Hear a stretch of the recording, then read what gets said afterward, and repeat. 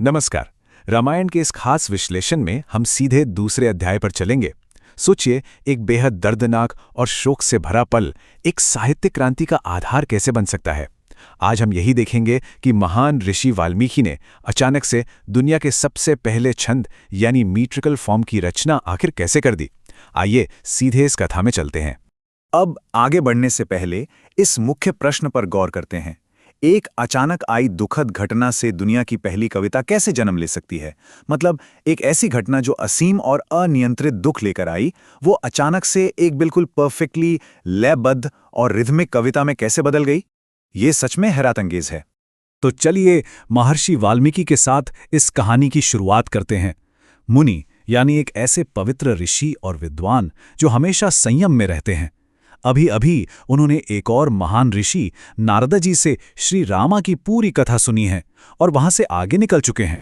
अपने शिष्य भारद्वाजा को साथ लेकर महान ऋषि गंगा नदी के ही पास बहने वाली तमासा नदी के शांत तटों की तरफ बढ़ते हैं। वहां का माहौल कितना शांत और पवित्र रहा होगा, इसका हम बस अंदाजा लगा सकते हैं। और यही शांति आगे आने वाली उस अचानक घटना के लिए एक बहुत बड़ा बैकग्राउंड तैयार करती है। नदी के पास पहुंचकर वाल्मीकि अपने शिष्य से कहते हैं, देखो इस पवित्र नदी का जल कितना शुद्ध है, बिल्कुल एक अच्छे इंसान के मन की तरह स्पष्ट और सुखद। ये शब्द अपने आप में बहुत कुछ कहते हैं। ये सीधे तौर पर ऋषि वाल्मीकि के मन की उस शांत स्थिति को दर्शाते हैं जो बस कुछ ही पलों में बिल्कुल बदलने वाली थी। अगर हम इस एक दिन की पूरी टाइमलाइन को देखें तो घटनाएं बहुत तेजी से घटती हैं। सुबह नदी पर आना, कुछ ही देर बाद शिकारी का तीर चलना, उसके तुरंत बाद ऋषि के मुख से निकला वो श्राप और आखिर में एक दिव्य दर्शन।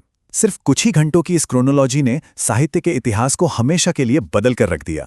उस नदी के तट पर वाल्मीकि दो क्रौंचा पक्षियों को देखते हैं। क्रौंचा जो अपनी मीठी आवाज के लिए जाने जाते हैं। ये दोनों पक्षी बिना किसी डर के एक दूसरे के प्रेम में लीन थे। ये प्रेम और शांति का दृश्य बहुत ही खूबसूरत था और यही दृश्य आगे आने वाले दुख और परेशानी को और भी गहरा बना देता है। पर तभी वो शांत वातावरण भयानक तरीके से टूट जाता है।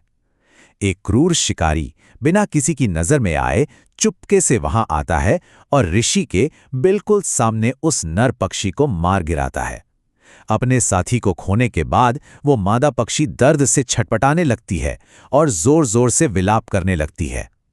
एक ही पल में सब कुछ भयानक दुख में बदल गया। इस निर्दयता को अपनी आंखों के सामने देखकर वाल्मीकि का हृदय करुणा से भर उठता है। उन्हें इतना क्रोध आता है कि उनके मुख से अचानक बिना सोचे समझे एक शराब निकल पड़ता है।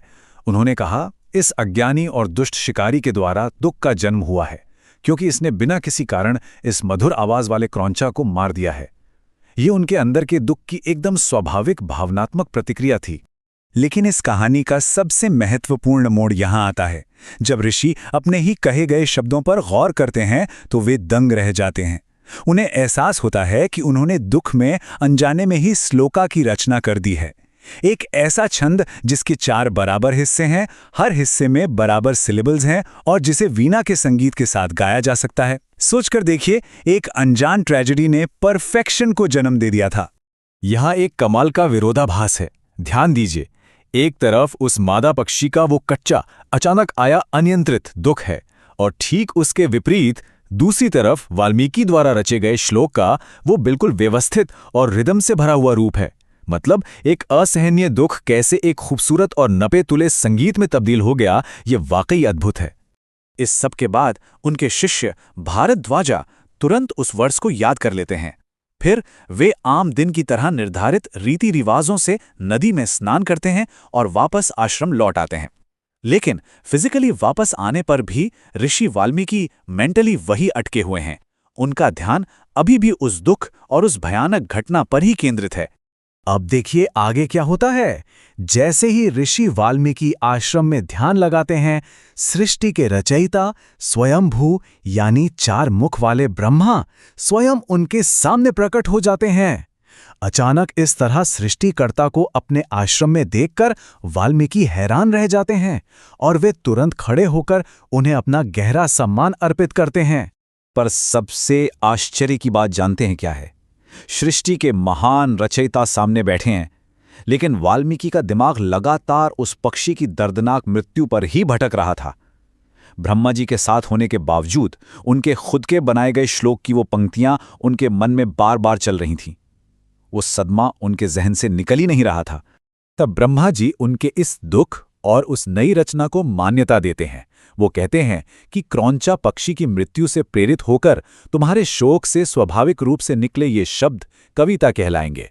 सोचकर देखिए, ब्रह्मा ने खुद घोषणा कर दी कि ये जो नया और अचानक निकला छंद है, अब यही कविता का ऑफिशियल आधार बनेगा।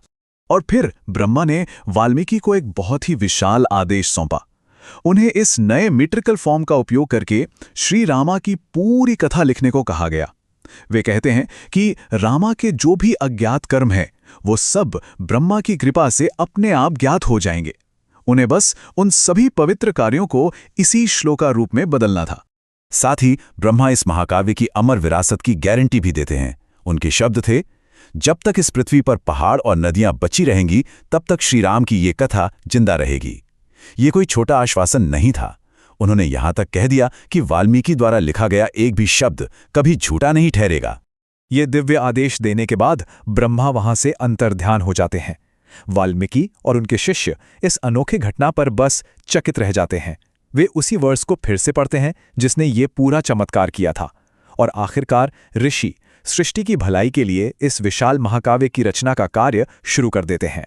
अपने ध्यान और योग की शक्ति और ब्रह्मा के दिए गए आशीर्वाद के जरिए वाल्मीकि को एक दिव्य दृष्टि मिलती है, जिससे वे अतीत की सारी घटनाओं को उतनी ही स्पष्टता से देख सकते थे जैसे कोई फल उनकी हथेली पर रखा हो। इसी दृष्टि का उपयोग करके उन्होंने उन हजारों श्लोकों को लिखा जो आज एक अनंत महाकाव्य के रूप में हमारे सामने है। तो आखिर में ये विश्लेषण हमें इस गहरे सवाल के साथ छोड़ता है, हमारी अपनी जिंदगी में जब अचानक दुख और भारी परेशानियां आती हैं, तो क्या हम उन्हें इस तरह की किसी सकारात्मक और अमर रचना में बदल सकते हैं? सोचिए, दुख को कला और सृजन में बदलने की ऐसी असाधारण शक्ति सच में कमाल की है।